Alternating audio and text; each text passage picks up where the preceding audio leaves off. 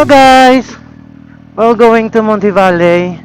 So, muna ipakita ko din, nakakita ko kami gagi, kung di ka mo gusto mo makato sa Monte Valley, kita tang dalan, kung din pwede kagi, kung din kamo maagi.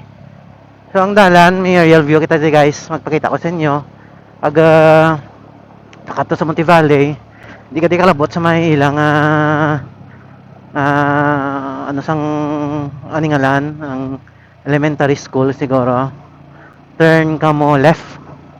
Sama ni guys, amin, ano kami ito, kita di.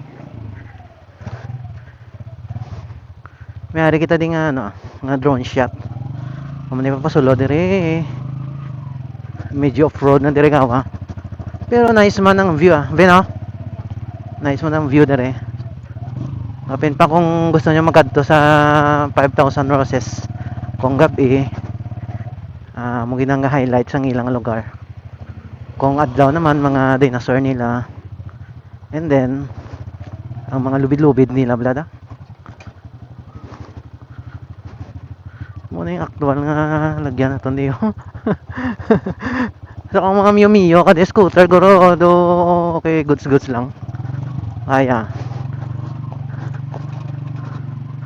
Nice. What? Then may mga horses silang lady guys. Matag pilang bayad ya. Pa-picture ka dabe.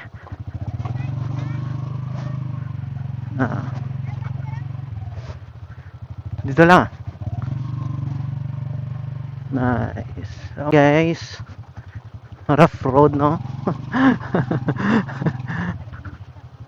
Nature dire no, dire ang part sa ningalan antik. Yawan galing akong mga Mio lang kani no. So guys, ano lang area di oh. Mo ni akong medyo oy.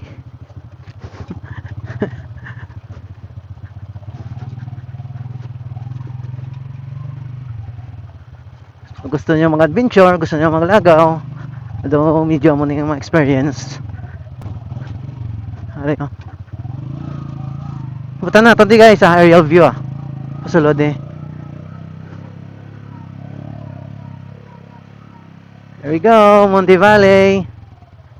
Wala ka ba tao di kaya gapang so namin na ni goods na niyang naman lang nature dire oh.